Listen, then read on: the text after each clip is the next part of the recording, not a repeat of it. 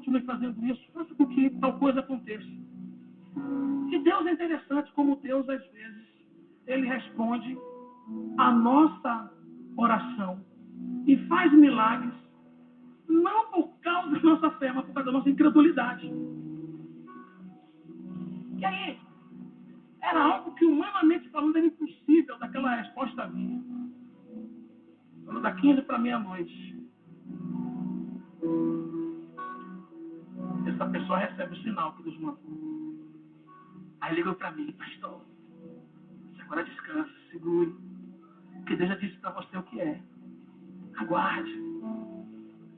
Irmãos, dia 22 de março de 2010, entrei aqui nessa igreja, 18 horas e 25 minutos no gabinete. Liguei no programa da rádio. E eu, antes de ligar, disse: Deus, eu estou tão aflito, fale comigo. Dobrei meus joelhos. E o pastor que estava pregando, ele estava falando sobre os 4 porquês de Davi. Porque estás abatido a minha alma e porque te perturbas dentro de mim. Espere em Deus. E eu comecei a chorar. E aquele homem usado por Deus disse: você que ligou o rádio agora e disse: Deus, fale comigo. Deus está mandando dizer para você que hoje Ele vai te dar um sinal de algo muito grande que Ele vai fazer na sua vida. Mas hoje é só um sinal. E Ele está mostrando para você que não desistiu de você. Que podem estar falando do seu ministério, da sua família, mas Deus vai te dar um sinal hoje. Irmãos, eu comecei a chorar, dobrei meus joelhos e comecei: Deus, essa palavra é para mim, Senhor. Oh Deus, em nome de Jesus, opera, Deus, em nome de Jesus. Senhor, faz o seu milagre. E, irmãos, eu louvo a Deus, porque naquele dia veio pregar aqui o pastor Genilson da Missão Confins da Terra. Eu me lembro que 10 para as 10 estava aqui com ele, nessa porta onde está o Clerixon. E eu disse: filha, vamos levar o Genilson no ponto de ônibus. Meu sogro também estava conosco. Não, filho, uma hora dessa, vamos levar ela até em casa. Eu já senti. Aí entrou eu, minha mulher, meu sogro, de pastor Genilson e a minha filha. Eles 4 conversando e eu em silêncio. Olhei para o relógio e disse: Deus, são 10h20. O Senhor disse que teria um sinal para mim hoje. Eu vou te pedir uma coisa. Para mim, não tem como acontecer isso. Mas o Senhor pode todas as coisas. O Espírito Santo falou para mim: pegue o seu celular, claro. Eu peguei.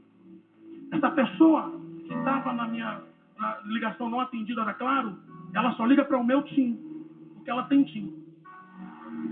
E quando eu peguei o celular da Claro, tinha ligação de fulano de tal. Aí Deus disse para mim: esse é o sinal. Liguei. Pastor Divaldo, o senhor está onde? Eu estou passando agora pelo Barro Duro. Pelo Barro Duro, está fazendo o que aqui embaixo, pastor?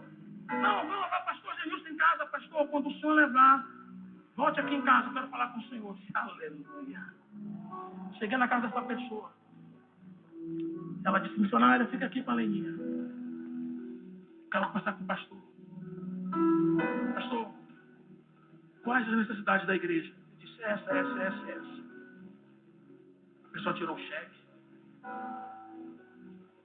fez um cheque, colocou na minha mão e disse: isso é só o começo. Quando chegou esse ano, eu peguei o meu celular, o meu datinho que o Cláudio me deu. Eu coloquei naquele calendário para todo dia despertar com essa promessa de Deus. Eu disse: Deus, no dia 22 o Senhor me deu um sinal de que algo grande o Senhor vai fazer comigo hoje, no meu ministério.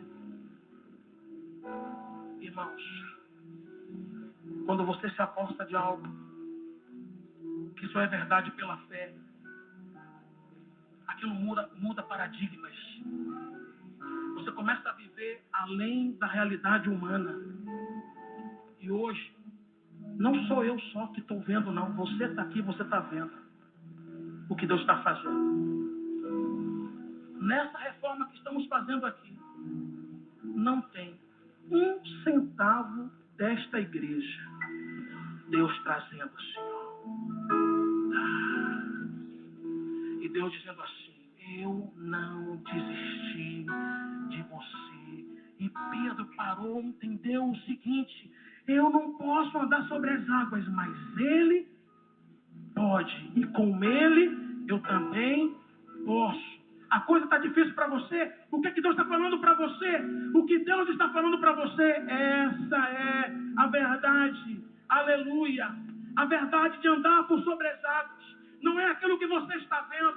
Não é aquilo que você já sabe. Mas é aquilo que Deus está dizendo que vai fazer. E é aquilo que Deus está te chamando para fazer. Essa é a verdade. Aleluia. Oh, bendito seja o nome do Senhor. E a terceira coisa que eu aprendo com Pedro aqui, e que ele ensina para a gente, é a força das circunstâncias. Porque de repente Pedro, ele começou a sentir a força do vento. Ele começou a sentir a força das ondas. E começou a submergir. E ele tira os olhos de Jesus. E nós temos sempre dois focos para o nosso olhar. Um é Jesus. E o outro são as circunstâncias. Quando você olha para as circunstâncias, você despreza Jesus. Quando você olha para Jesus, você relativiza as circunstâncias. E eu e você precisamos decidir sempre quem nós vamos relativizar.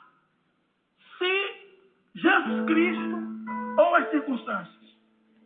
No primeiro momento, você percebe ali Pedro, ele relativizou as circunstâncias. E ele privilegiou a Jesus Cristo. Mas no segundo momento, com a força do vento, com a força das ondas, ele foi tirando a ênfase em Jesus e olhando para as lutas, olhando para o vento, olhando para as ondas. E ele então começa a submergir. E a questão aqui é entender que o problema não estava nas circunstâncias, pois elas não se alteraram em nenhum momento, irmãos. Pedro saiu do barco, o vento continuava forte, as ondas revoltas. Quando ele saiu do barco, o vento continuava contrário. E Jesus continuava andando sobre as águas, indo de encontro ao vento rígido, ou seja, Jesus estava indo de encontro ao vento rígido, cortando o vento, como se não estivesse ventando nada. O que alterou, e é isso que altera a nossa vida, ou melhor dizendo, o que alterou e o que altera a nossa vida é o nosso ânimo. E foi isso que alterou na vida de Pedro, o ânimo dele, por causa do desvio do foco. Então, enquanto ele estava olhando para Jesus, as circunstâncias estavam relativizadas. Não era quase nada. Mas quando ele começou a olhar ao redor, o que acontece dentro dele? O medo se apodera. A incredulidade vem. Sabe? E ele então começa a submergir. E todo dia nós temos que decidir. E você está aqui nessa noite para isso. Para aprender a decidir quem é que vai comandar a sua vida. Se as notícias ruins que você recebe ou a fé que a gente luta. Você tem que decidir diariamente isso. Então Jesus repreendeu a Pedro, porque ele não teve fé. Ele subiu no barco, ele acalmou o vento. E aí eu paro para entender que esse milagre que Jesus Cristo faz não é baseado na fé, mas na incredulidade dos discípulos. Que coisa interessante isso. E essa é uma grande notícia. Porque Jesus ele pode dar um puxão de orelha em mim e você, por causa da nossa falta de fé. Mas ele não nos reprova ou nos rejeita por causa disso. Ao contrário, ele continua nos abençoando e caminhando conosco. Agora pare para pensar um pouco, e com isso eu estou concluindo essa mensagem. Jesus ele está andando sobre as águas. Ele poderia ir para o outro lado andando. Jesus não tinha o porquê de entrar naquele barco. Dos 12, somente um, que foi Pedro, começou a ter uma fé um pouco tímida. Os outros sequer ousaram sair do barco. Aí Jesus podia dizer assim: olha, se resolvam aí, vocês não têm fé mesmo. Resolvam-se aí, tentem vencer as ondas e o mar. Eu estou indo andando, eu vou atravessar o lago de Tiberíades, porque tem um monte de gente lá me esperando procurar. Quando eu chegar lá, eu vou curar todos. E quando vocês chegarem, eu vou estar naquele lugar que vocês sabem que eu estarei. Vocês não têm fé? Que povo incrédulo, povo difícil, povo duro. Fica aí com essas incredulidades. Eu estou mostrando todo dia que eu sou Deus. Eu ontem mesmo fiz o milagre dos pães e vocês ainda não acreditam. Fica aí, seus incrédulos. É isso que ele faz? Mas o que é que ele faz? Ele levanta Pedro, ele sobe no barco e acalma o vento.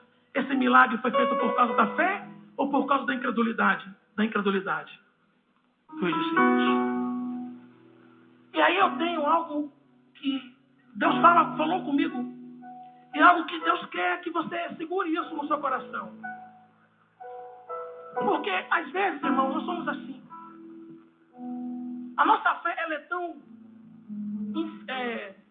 imperfeita que Deus, ele permite com que venham coisas para que a gente consiga ir de encontro àquilo e mudar aquilo. Mas a nossa fé é tão imperfeita e pequena que a gente pede a Deus que mude aquilo para que a gente continue prosseguindo. Aí Deus, como é paciente, como é misericordioso, ele, ao invés de forçar você a ir pela forma como ele quer que você vá, ele traz as circunstâncias dentro daquela compreensão sua e faz um milagre dentro da sua compreensão para que você prossiga. Porque os discípulos podem dizer assim: Senhor, nós vamos atravessando, deixa o barco aí, deixa o vento. E ele iria dizer: vamos do meu jeito, vamos atravessar andando, para desconsiderar Satanás e suas armas contra nós. Mas, no entanto, Jesus Cristo entende a fragilidade da fé, opera o milagre